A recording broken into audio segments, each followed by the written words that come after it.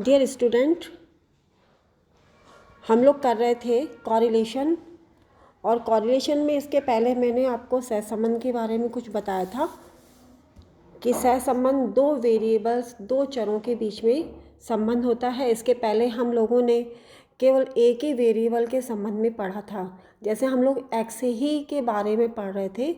अब सहसंबंध में हम दो वेरिएबल्स यानी कि एक्स और वाई को लेंगे। तो एक्स और वाई को लेने में हम सबसे पहले विक्षेप चित्र के बारे में पढ़ेंगे। विक्षेप चित्र या बिंदु चित्र। विक्षेप चित्र या बिंदु चित्र के अंतर्गत क्या होता है कि जब हम दो वेरिएबल्स यानी कि x और y, इन दोनों को ही हम एक डायग्राम में, एक ग्राफ पेपर पर जब हम इनके दोनों के संबंध को प्रदर्शित करते हैं, शो करते हैं, तो जैसे मान लीजिए x एक हमारा स्वतंत्र चर है, x स्वतंत्र चर है और y हमारा आश्रित चर है यानी डिपेंडेंट वेरिएबल है। तो इसके अंतर्गत क्या होता है कि स्वतंत्र चर को बिंदु रेखा पत्र जो ग्राफ पेपर होता है उसमें x एक्सिस पर शो करते हैं और y को हम शो करेंगे y एक्सिस पर। तो इस पे जो हमारा जो डायग्राम बनेगा, जो पेयर्स ऑफ वैल्यूज़ होंगे, पदयुग्म होंगे, उनमें एक बिंदु रेखा अंकित हो जाती है और वो जो बिंदु रेखा प्रदर्शित होती है उसी को हम विक्षेप चित्र कहते हैं। विक्षेप चित्र देखिए, जो बिंदु रेखा प्रदर्शित होती है उसमें अलग अलग संबंध को बताया जाता है। तो विक्षेप चित्र में सबसे पहले लेते हैं हम सीमित सहसंबंध। इसके अंतर्गत जब विक्षेप चित्र पर अंकित बिंदुओं से एक प्रवृत्ति दृष्टिगोचर होती है तथा वे एक निश्चित दिशा में जाने वाले प्रवाह की भांति होते हैं, तो दोनों चर मूल्यों में सीमित सहसंबंध पाया जाता है।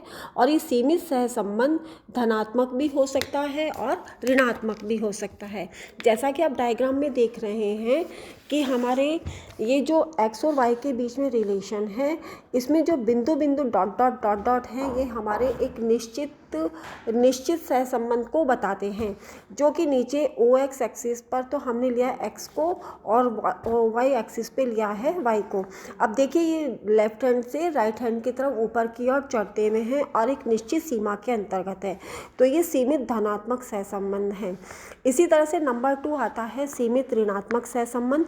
सीमित ऋणात्मक सहसंबंध में x और y के बीच में जो कॉरिलेशन है वो ऊपर से नीचे की ओर प्रांकित किया गया है। जो डॉट डॉट है ऊपर y से नीचे x की ओर हमारे नीचे गिरता हुआ है, तो ये सीमित ऋणात्मक सहसंबंध होते हैं।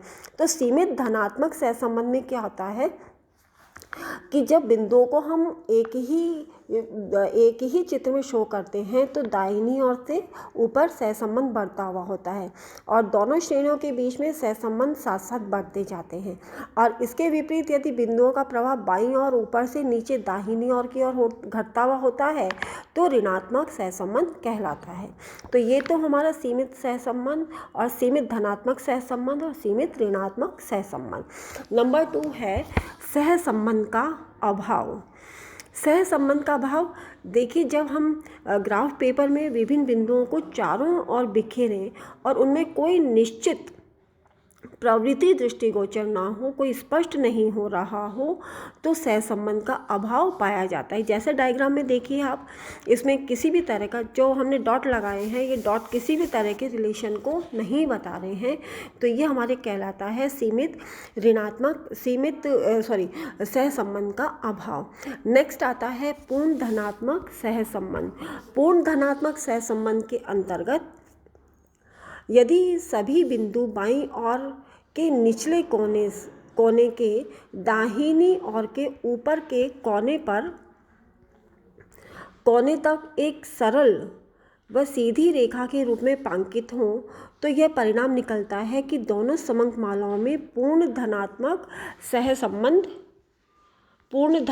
सहसंबंध होता है। इसको हम जैसे एक रेखा के रूप में, एक सीधी रेखा के रूप में जितना ज़्यादा क्लोज करेंगे रेखाओं को, उतना ही ज़्यादा एक दूसरे के अंतर्गत समाहित होती जाएंगे। अब डायग्राम में देखिए, हम नीचे OX एक्सिस पे तो हमने लिया है x को, OY एक्सिस पे लिया है हमने y को।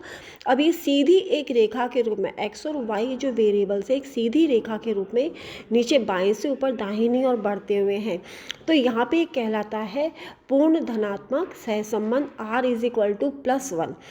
और इसी तरह से नेक्स्ट आता है पूर्ण ऋणात्मक सहसंबंध r इज इक्वल टू -1। जब सभी बिंदु ऊपर से नीचे की ओर एक सीधी रेखा के रूप में गिरते हुए होते हैं तो चर मूल्यों में पूर्ण ऋणात्मक सहसंबंध पाया जाता है। कि जैसा कि डायग्राम में देखिए आप ऊपर से लेके नीचे तक एक सीधी रेखा के रूप में नीचे गिरते हुए हैं तो ये ऋणात्मक संबंध को बताते हैं। तो यहाँ पे r इज इक्वल टू -1 होगा। आप लोगों को मैंने पहले भी बताया था कि r का वैल्यू +-1 के अंतर्गत ही होता है। तो विक्षेप चित्र के अंतर्गत देखिए होता क्या है, दो मालाओं में सहसंबंध की प्रवृत्ति को ज्ञात किया जाता है जो कि बड़ा ही एक आकर्षक और सरल तरीका है। इसमें चित्र के आधार पर एक ही दृष्टि में ही पता चल जाता है कि चर मूल्यों में सहसंबंध है या नहीं है, और यदि सहसंबंध है तो धनात्मक है या वो ऋणात्मक है। तो इस तरह से हम विक्षेप चित्र से सहसंबंध की मात्रा के बारे में निश्चित और यथार्थ सूचना प्राप्त तो नहीं होती, लेकिन उसका अनुमान मात्र हम लगा सकते हैं। तो इस रीति द्वारा सहसंबंध का संख्यात्मक माप ज्ञात नहीं होता है।